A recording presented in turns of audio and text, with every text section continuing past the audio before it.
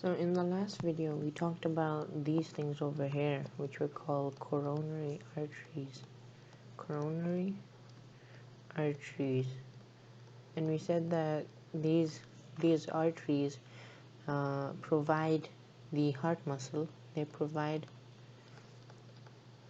the heart muscle with oxygen and nutrients. The oxygen and nutrients allows the muscles or the muscle cells to respire. When they do respire, they use 6 molecules of oxygen, 1 molecule of glucose, and produce 6 molecules of carbon dioxide, 6 molecules of water, and the last thing, which is the essential part, energy, or as I said, adenosine triphosphate. Okay, so therefore you now know that the blood which is supplied through here, as I said, comes from the aorta. So it basically branches out from here to the aorta, as this blood over here is high in oxygen concentration. Okay, so now today we're going to be talking about coronary heart disease. Now basically coronary heart disease is when a coronary artery is blocked. So when let's say a coronary artery, it gets blocked. Okay, it gets blocked. Now what's gonna happen is that wherever that coronary artery supplies the blood to, oxygenated blood to, like let's say the left ventricle, if it's the left ventricle, then it's going to be a serious case, because what's going to happen is that the muscles, or the cardiac muscles, will run low of oxygen and low of nutrients, particularly glucose. When they do so, this means that this does not able to for them to respire. When they don't respire, then therefore they cannot contract. And as we said, that the contraction of the muscles is what pushes the blood, in the left ventricle, it pushes the blood all through the body, through the aorta. And when when the right muscles contracts when the right ventricle contracts its muscles, it pushes the deoxygenated blood through the pulmonary artery.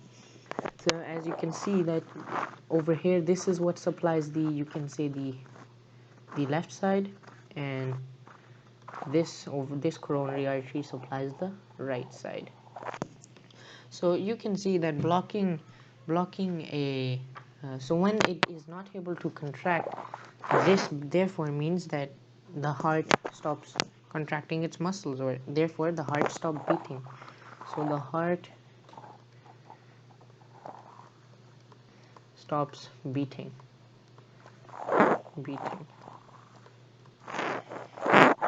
When the heart stops beating, this is called heart attack or cardiac arrest. Heart attack, you guys probably heard of heart attack and also cardiac arrest. Okay, cardiac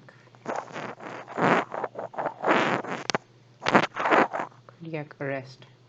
So this is when the coronary arteries are blocked, muscles run low of oxygen and nutrients, they cannot respire, therefore they don't contract, which makes the heart stop beating, called heart attack or cardiac arrest. Now the blockage, the blockage of coronary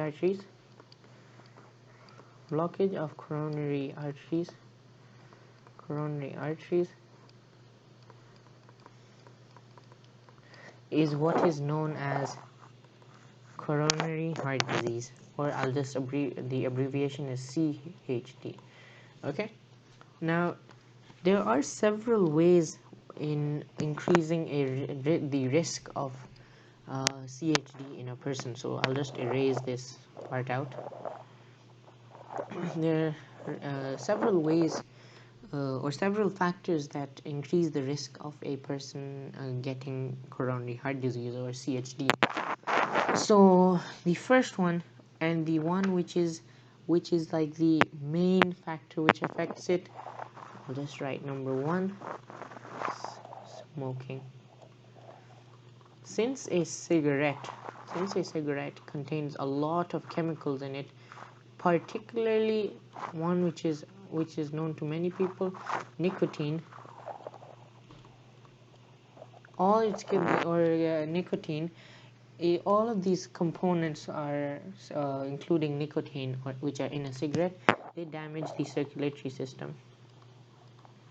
So therefore, in order to reduce the risk, it is said that if a person is someone's a smoker, then stop smoking, because this smoking increases the risk.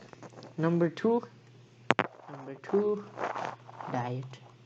Okay, now a diet which is high in salt, high in cholesterol, high in saturated fats, is going to block, or it will most likely block coronary arteries, or increases the chance of getting coronary heart disease.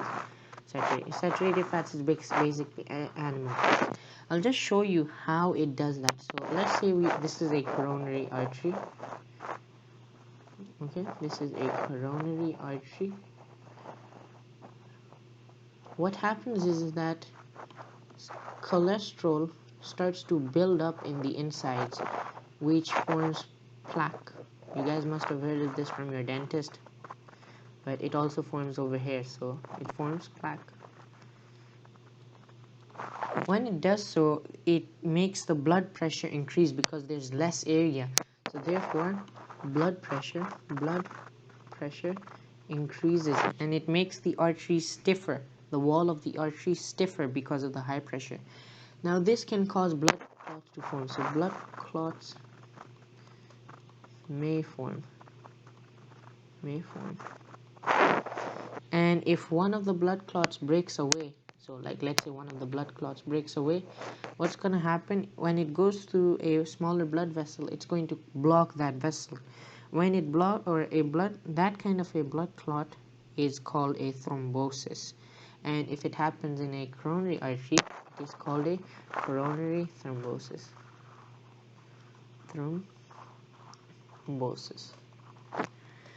Okay, so as I said, that this kind of blood clot which blocks smaller arteries or blood from getting into smaller arteries is called a thrombosis, and if it happens in the coronary arteries, it's called coronary thrombosis.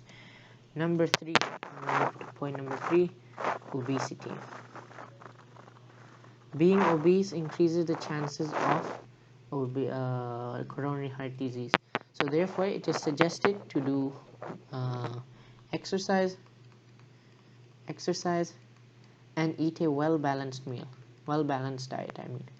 So as I said, diet increases, or unhealthy diets with high salt, high cholesterol and high saturated fats increases the risk. So if you keep these quantities low, then you're fine.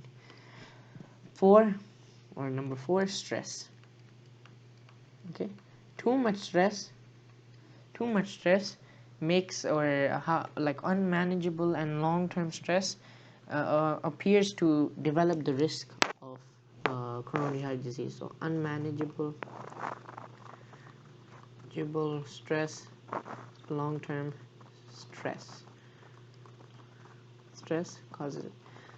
And it's good to have stress, because otherwise our lives are very dull. So if you do have unmanageable long-term stress, you need to manage it in order to reduce the risks of coronary heart disease.